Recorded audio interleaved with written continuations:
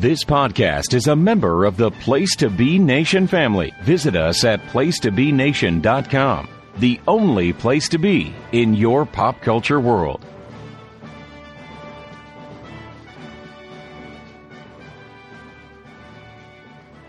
Place to Be Nation, Pop Experience. Welcome back to another episode of Pop Goes to the Couch, Mighty Ducks Game Changers.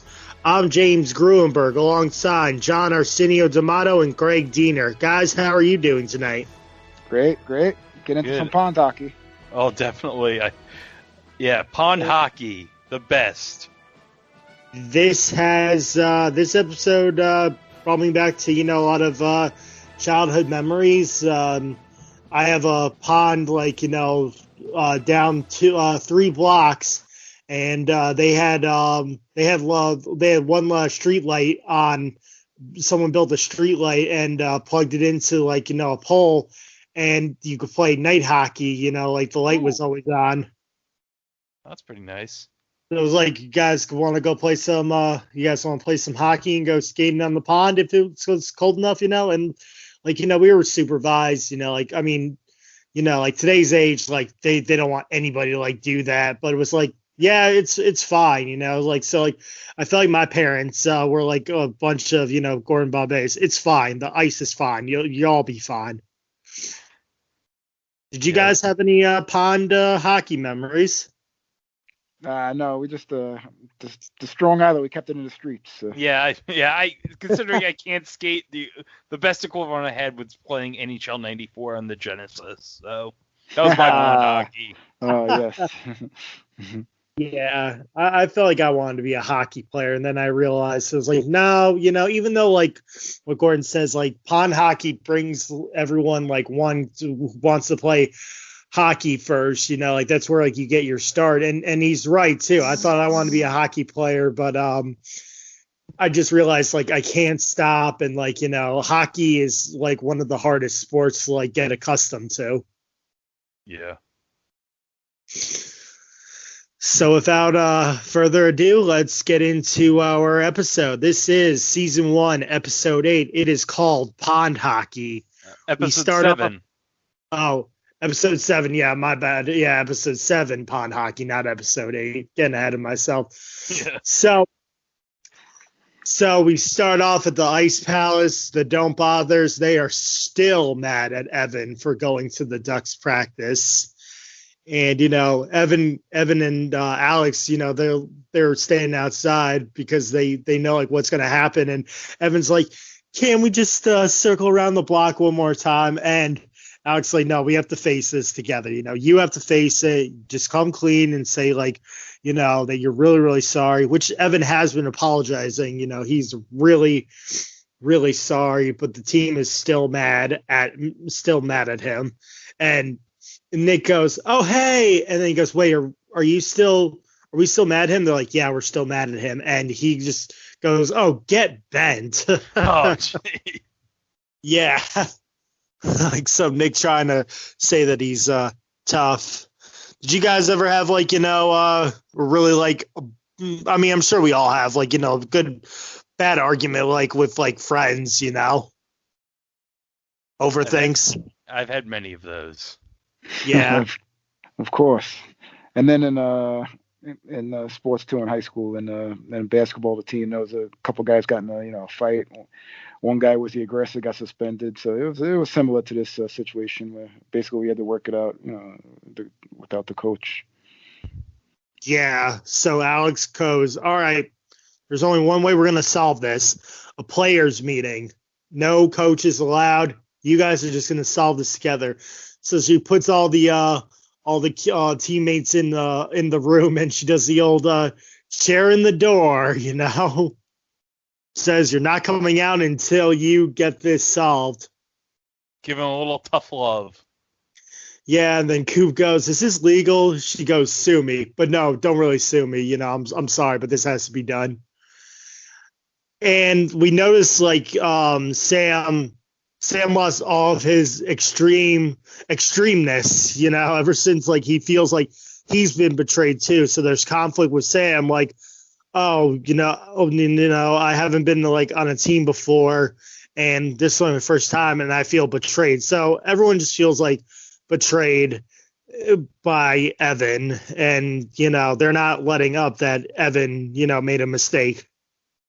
Yeah, I mean, these are a group of, misfits, and they feel like they belong to a family for the first time, and it hurts them to see that Evan just, decided, I'm going to go practice with the Ducks and maybe play with them again because I want to make the States, and that really, put a dagger to the back.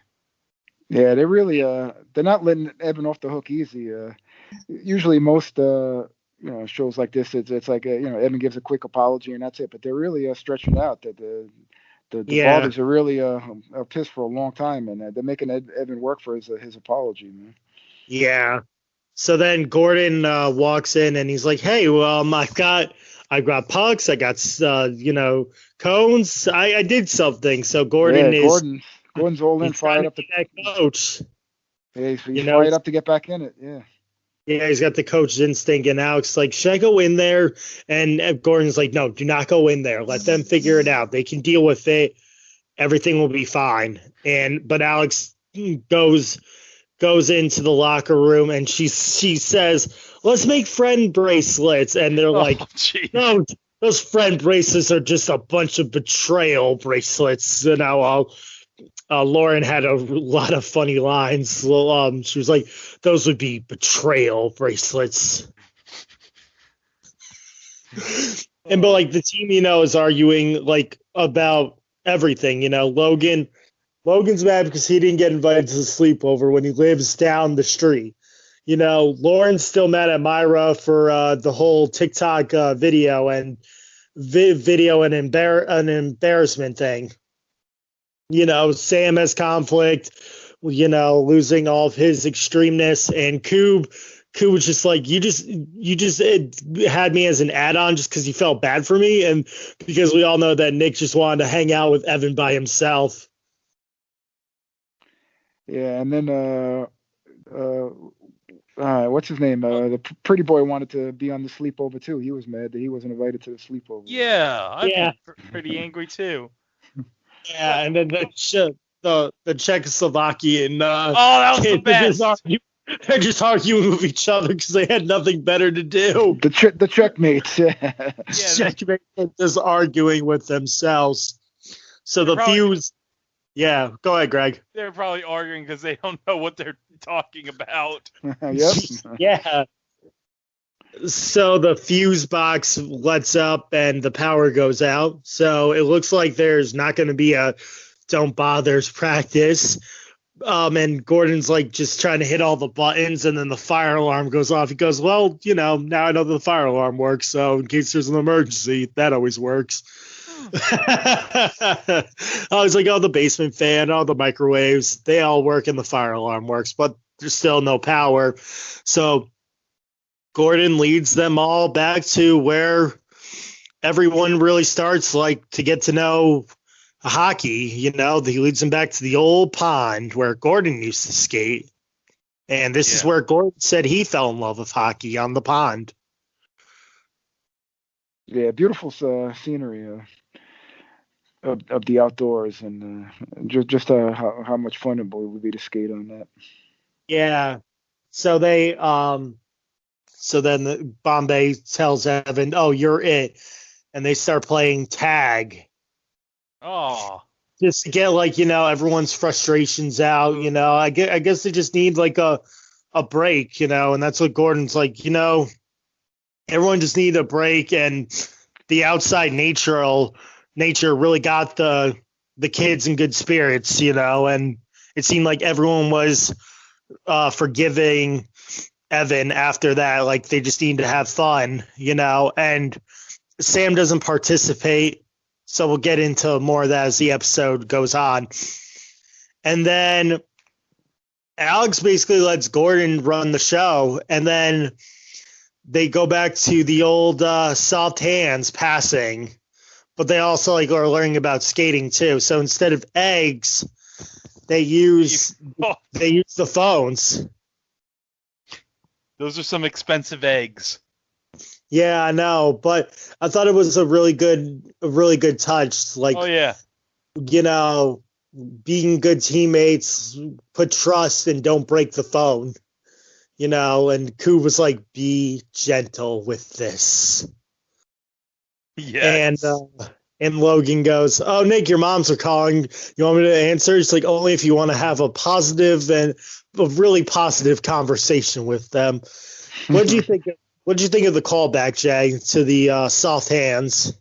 Yeah, Gordon using some alternative methods, and at the same time, it helps them with their skating and their coordination. These little games like tag and stuff. So it shows that Gordon's really been putting putting everything into getting back into coaching, coming up with all these gimmicks.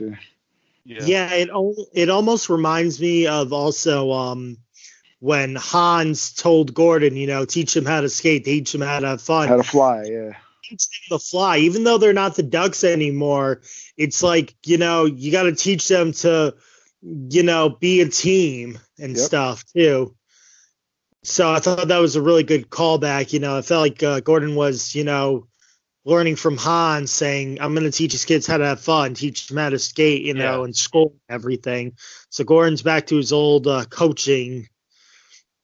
They go to the pizza place, you know, like they're all talking, they're all, you know, just enjoying one another, except for Sophie. Oh yeah. She goes to Evan. Well, Evan goes to her, and you know her knees like tweaked a little bit, and Evan's like, "What did I do?" And Sophie goes, "You didn't come to me, and I thought like I was a better, like, you know, I'm like one of your like really good friends, and you couldn't confide in me like personally, you know." Which I agree. You know, it seems like Sophie is Evan's really good friend, and I think Evan should have confided in Sophie. Yeah, and it's also some, even though they're, you know, very young, it's also kind of like some girlfriend boyfriend stuff that, you know, you should have treated me as special and confided in me about this big decision. Yeah. So then the next day they're back at the pond, and Alex is nowhere to be seen, and neither is Sam too. Yeah.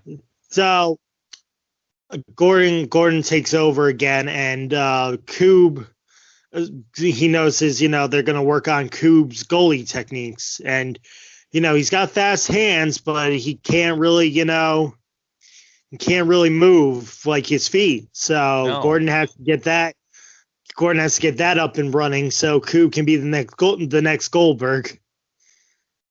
Yeah.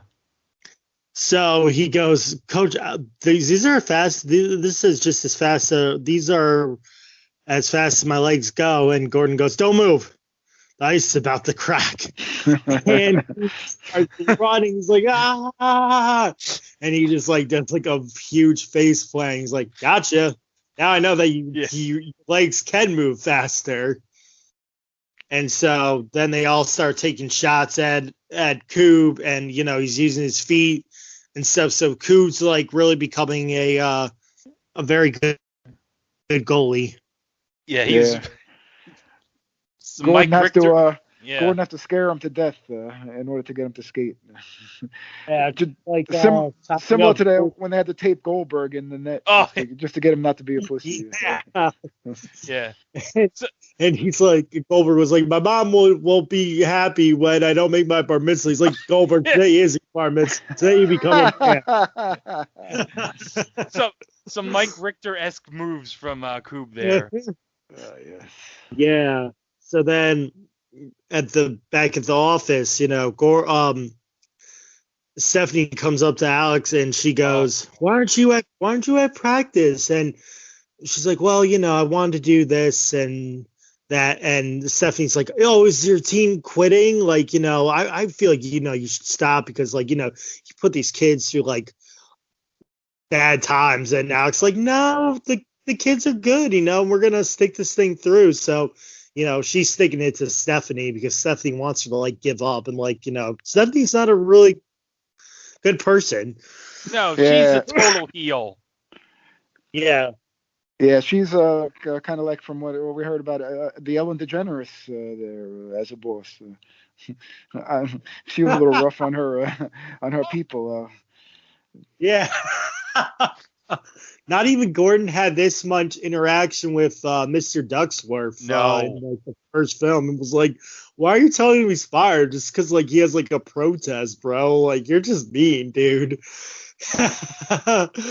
Yeah. So, and then Stephanie goes, "Listen, I'm scared too. You know, like I've been scared. Like I know I'm like the most powerhouse like attorney for like 12 years." I'm still scared, and I just jumped out of an airplane, to get over my fear of heights. And she's like, "Oh, is that why you have a propeller in your room?" And it's like, "Yep, I can see danger." No.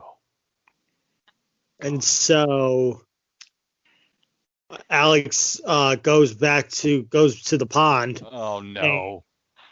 She's like, "You know what? We're gonna try feel skating, feel hockey, feel hockey, not field hockey, feel hockey. Get it?" And it's like, no. So she makes the kids like put blindfolds on to get their senses down, like sense where the puck is, and they have no idea how to do this. They're just falling down.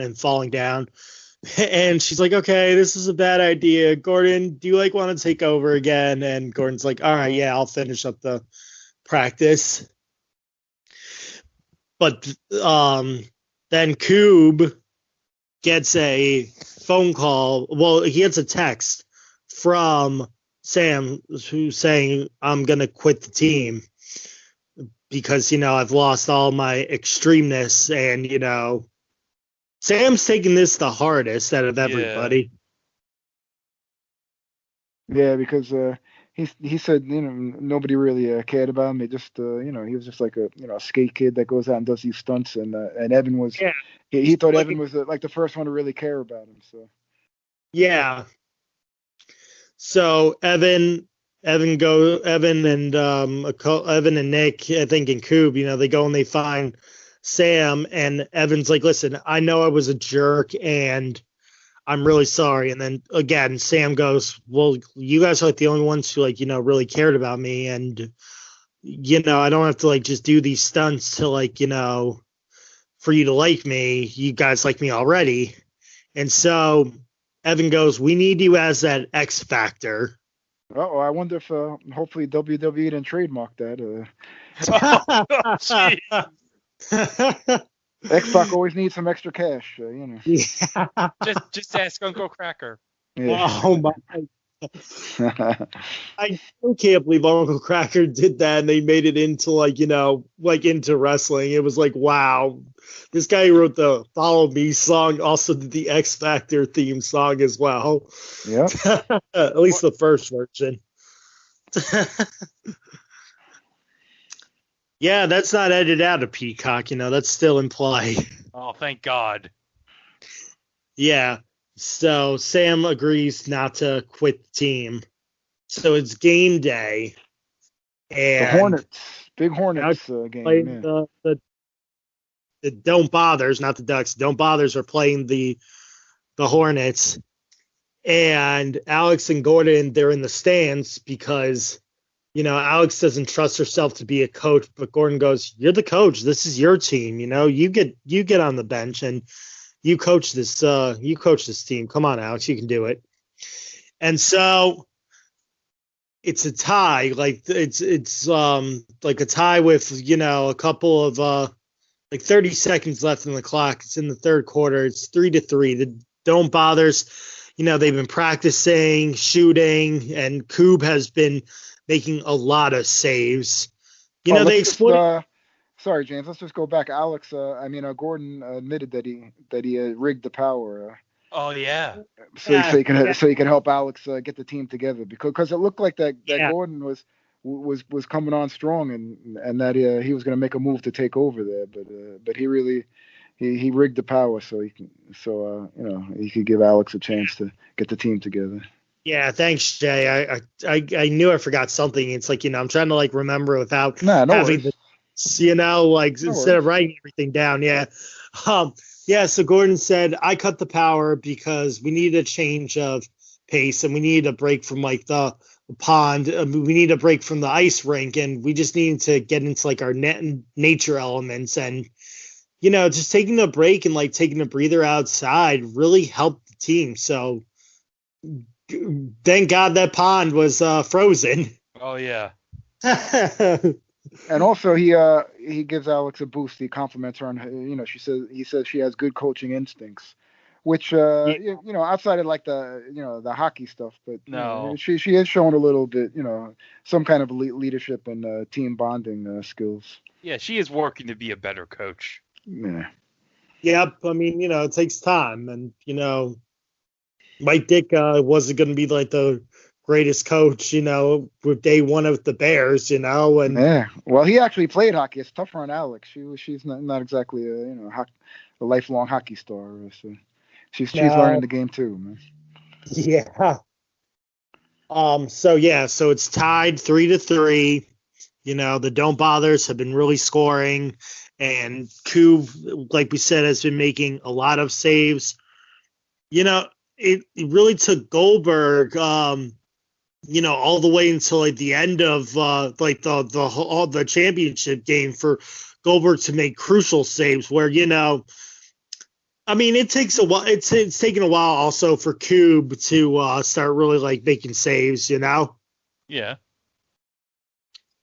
So Alex goes, all right, let's try the blindness play. Yeah, I'm surprised they didn't have a catchy name like Blind Faith or something. Yeah, that'd be awesome. I forgot what they called it. I thought they called it something, but basically, it's just the team, just closing their eyes and using their instinct that the puck's going to be there where they want it. And the Hornet players, they're thrown off. They're like, oh, why do you have your eyes closed? Can they do that? And the puck drops, and there's 3 passes. All their eyes are closed, and I believe it was Myra who makes the shot, the game-winning shot, and the Don't Bothers beat the Hornets 4-3 based off Alex's play. Yep, and a great celebration, and then Evan says, that was amazing, Mom. And she's like, no, call me Coach. Yeah. So all in all, I really thought it was a great episode. What'd you guys think? Yeah, it really ended uplifting this time. Yeah. As opposed to last episode kind of ended on a downer with Evan's drama. So. Yeah. But this was all uplifting at the end.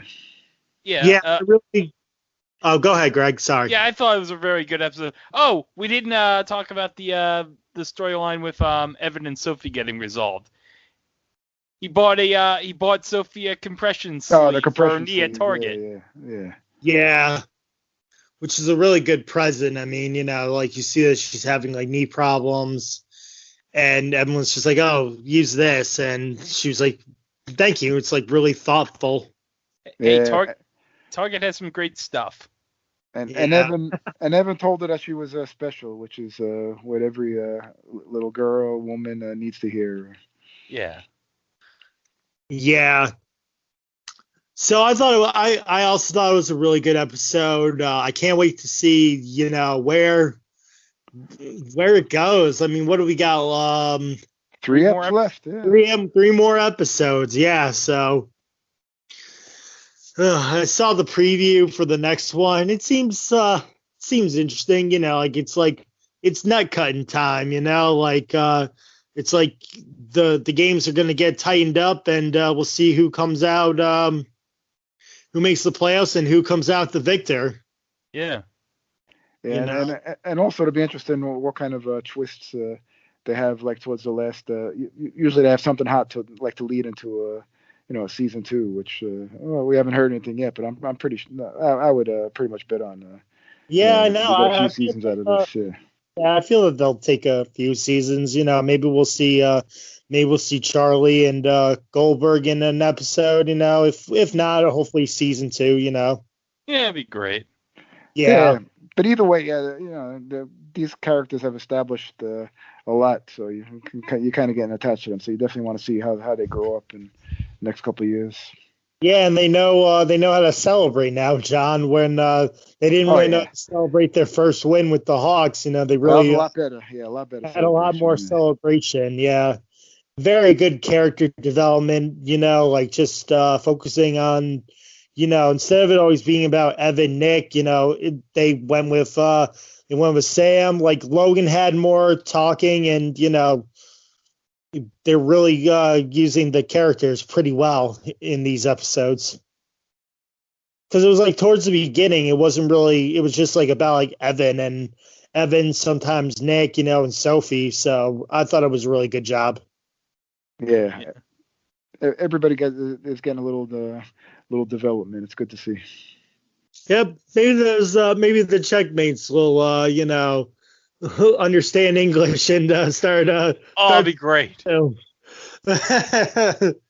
It's a knuckle puck time. Hiya! Give them Muzzy, they'll be set. Yeah, Nick's gonna teach him some English phrases. Yeah. So before we wrap up tonight's episode, do you guys have anything that you want to plug, Greg? Right now on It Was a Thing on TV, latest drop, we actually finally concluded pilot month with the High School USA pilot from 1984 and an animated pilot based on the Coneheads from 1983. So check that out. That should be dropping on Wednesday on the Place to Be Nation Pop Experience.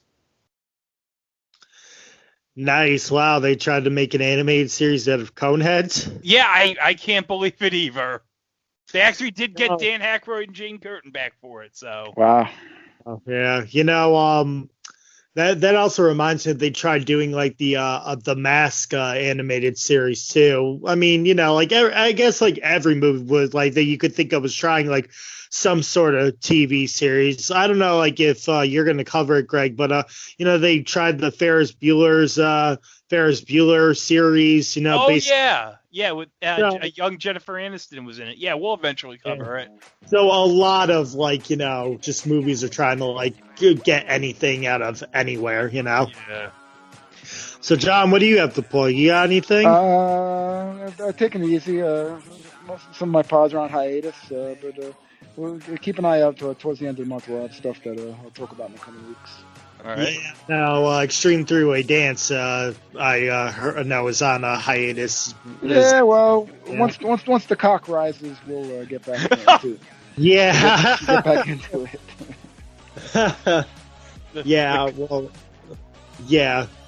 The cock.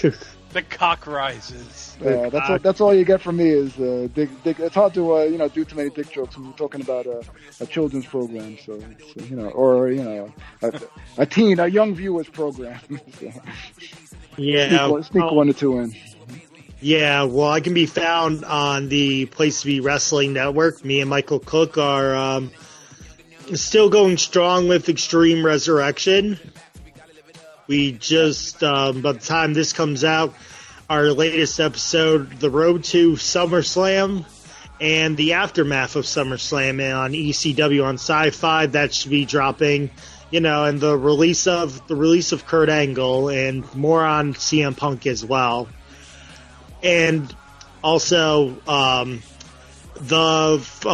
semifinal rounds are going to start recording for the Place to Be Nation Pop Trivia Tournament. Yeah. I'm in the first semifinal match. Me, Ryan Everett, I believe Logan Crossland, and I just don't. I forget like if it's the Star Wars one or the '80s one. So I don't know which the fourth guy, but I think there's like 4 of us all in one round together.